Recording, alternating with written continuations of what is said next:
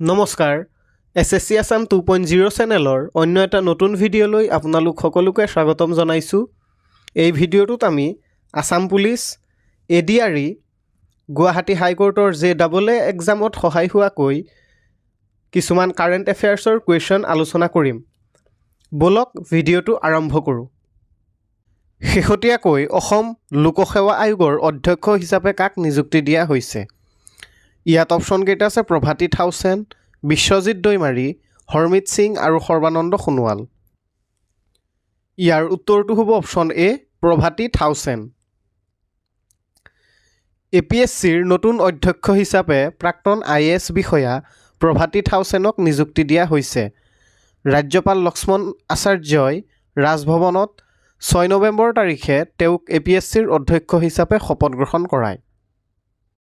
অসমৰ গুৱাহাটীত ব্ৰহ্মপুত্ৰ নদী টাৰ্মিনেল কোনে উদ্বোধন কৰিছিল? ইয়াত অপশ্যন কেইটা আছে নৰেন্দ্ৰ মোদী, নিৰ্মলা সীতাৰমণ, অমিত শ্বাহ আৰু হিমন্ত বিশ্ব শৰ্মা।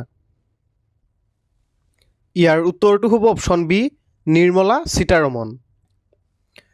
কেন্দ্ৰীয় বিত্তমন্ত্ৰী নিৰ্মলা সীতাৰমণে 7 নৱেম্বৰ 2025 তাৰিখে অসমৰ গুৱাহাটীত ব্ৰহ্মপুত্ৰ নদী টাৰ্মিনেল উদ্বোধন কৰে।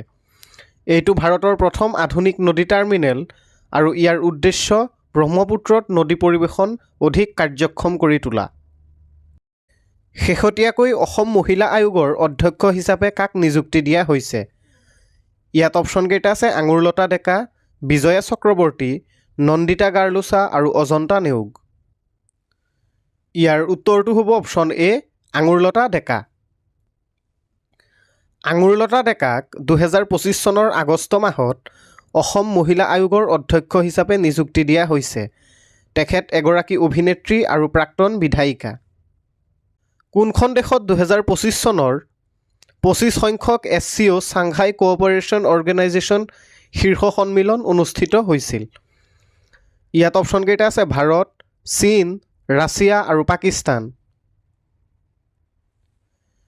ইয়াৰ উত্তৰটো হ'ব অপশ্যন বি চীন। 2025 চনৰ 25 সংখ্যক SCO শীৰ্ষ সন্মিলন চীনৰ টিয়ানজিন চহৰত 31 আগষ্টৰ পৰা 1 ছেপ্টেম্বৰলৈকে অনুষ্ঠিত হৈছিল। ছাংঘাই সহযোগিতা সংস্থাৰ 10খন সদস্য দেশ হ'ল চীন, Bharat, Iran, Kazakhstan, Kyrgyzstan, Pakistan, Russia, Tajikistan, Uzbekistan আৰু বেলাৰুছ। ভাৰতৰ 53 সংখ্যক মুখ্য ন্যায়াধীশ হিচাপে কাক নিযুক্তি দিয়া হৈছে? ইয়াত অপশ্যন কেইটা আছে ন্যায়াধীশ ভূষণ ৰামকৃষ্ণ গাভাই, ন্যায়াধীশ DY চন্দ্ৰচূড়, ন্যায়াধীশ সঞ্জীৱ খান্না আৰু ন্যায়াধীশ সূৰ্যকান্ত। ইয়াৰ উত্তৰটো হ'ব অপশ্যন ডি ন্যায়াধীশ সূৰ্যকান্ত। ন্যায়াধীশ সূৰ্যকান্তক ভাৰতৰ 53 সংখ্যক মুখ্য ন্যায়াধীশ হিচাপে নিযুক্তি দিয়া হৈছে। 24 নৱেম্বৰ 2025 তাৰিখে ৰাষ্ট্ৰপতি দ্ৰৌপদী মুৰ্মুৱে ৰাষ্ট্ৰপতি ভৱনত ন্যায়াধীশ সূৰ্যকান্তক ভাৰতৰ মুখ্য ন্যায়াধীশ হিচাপে শপত গ্ৰহণ কৰায়। 2030 চনত ভাৰতৰ কোনখন চহৰত কমনৱেলথ গেমছ অনুষ্ঠিত হ'ব? ইয়াত অপশ্যন কেইটা আছে বাংগালুৰু, আহমেদাবাদ, মুম্বাই আৰু নতুন দিল্লী। ইয়াৰ উত্তৰটো হ'ব অপশ্যন বি আহমেদাবাদ। 2030 চনত আহমেদাবাদত কমনৱেলথ গেমছ অনুষ্ঠিত হ'ব। গ্ৰেট ব্ৰিটেইনৰ গ্লাছগোত অনুষ্ঠিত সাধাৰণ পৰিষদত কমনৱেলথৰ 76খন দেশৰ প্ৰতিনিধিয়ে এই সিদ্ধান্তক অনুমোদন জনায়। 2010 চনৰ পিছত 2030 চনত দ্বিতীয়বাৰৰ বাবে ভাৰতত কমনৱেলথ গেমছ অনুষ্ঠিত হ'ব। কোনখন ৰাজ্যৰ আম্বাজী মাৰ্বলে GI টেগ লাভ কৰিছে? ইয়াত অপশ্যন কেইটা আছে গুজৰাট, ৰাজস্থান, বিহাৰ আৰু ঝাৰখণ্ড। ইয়াৰ উত্তৰটো হ'ব অপশ্যন এ গুজৰাট। শেহতীয়াকৈ আম্বাজী মাৰ্বলে ভৌগোলিক সূচক GI টেগ লাভ কৰিছে। গুজৰাটৰ আম্বাজী চহৰৰ নামেৰে আম্বাজী মাৰ্বলৰ নামাকৰণ কৰা হৈছে। ইয়াৰ গাখীৰৰ দৰে বগা ৰং, প্ৰাকৃতিক সৌন্দৰ্য আৰু শক্তিশালী স্থায়িত্বৰ বাবে জনাজাত। বিখ্যাত মন্দিৰ, স্মৃতিসৌধ, ধৰ্মীয় অট্টালিকা আদিত আম্বাজী মাৰ্বলৰ বহুল ব্যৱহাৰ হয়। কোনখন দেশে ICC মহিলা বিশ্বকাপ 2025ৰ খিতাপ দখল কৰিছে? ইয়াত অপশ্যন কেইটা আছে ভাৰত, দক্ষিণ আফ্ৰিকা, ইংলেণ্ড আৰু অষ্ট্ৰেলিয়া। ইয়াৰ উত্তৰটো হ'ব অপশ্যন এ ভাৰত। 2025 চনত ICC মহিলা বিশ্বকাপৰ 13তম সংস্কৰণ অনুষ্ঠিত হৈছিল। এই টুৰ্ণামেণ্টখনৰ ফাইনেল মেচত ভাৰতে দক্ষিণ আফ্ৰিকাক পৰাস্ত কৰি প্ৰথমবাৰৰ বাবে বিশ্বকাপৰ খিতাপ দখল কৰিছে। কোনটো দলে মহিলা কাবাডী বিশ্বকাপ 2025ৰ খিতাপ দখল কৰিছে? ইয়াত অপশ্যন কেইটা আছে ভাৰত, বাংলাদেশ, চীনা টাইপেই আৰু নেপাল। ইয়াৰ উত্তৰটো হ'ব অপশ্যন এ ভাৰত। 24 নৱেম্বৰ তাৰিখে বাংলাদেশৰ ঢাকাত অনুষ্ঠিত হোৱা মহিলা কাবাডী বিশ্বকাপৰ ফাইনেল মেচত ভাৰতে চীনা টাইপেইক 35-28 পইণ্টত পৰাস্ত কৰি কাবাডী বিশ্বকাপৰ খিতাপ দখল কৰিছে। ভাৰতত কোন তাৰিখে সংবিধান দিৱস পালন কৰা হয়? ইয়াত অপশ্যন কেইটা আছে 22 নৱেম্বৰ, 23 নৱেম্বৰ, 25 নৱেম্বৰ আৰু 26 নৱেম্বৰ। ইয়াৰ উত্তৰটো হ'ব অপশ্যন ডি 26 নৱেম্বৰ। ভাৰতত সংবিধান গৃহীত হোৱাৰ স্মৃতিত প্ৰতি বছৰে 26 নৱেম্বৰত সংবিধান দিৱস পালন কৰা হয়।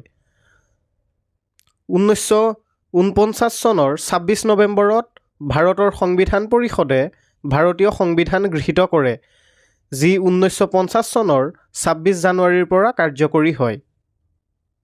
2025 চনত কোনখন দেশত G20ৰ শীৰ্ষ সন্মিলন অনুষ্ঠিত হৈছিল? ইয়াত অপশ্যন কেইটা আছে ব্ৰাজিল, ভাৰত, ইণ্ডোনেছিয়া আৰু দক্ষিণ আফ্ৰিকা। ইয়াৰ উত্তৰটো হ'ব অপশ্যন ডি দক্ষিণ আফ্ৰিকা।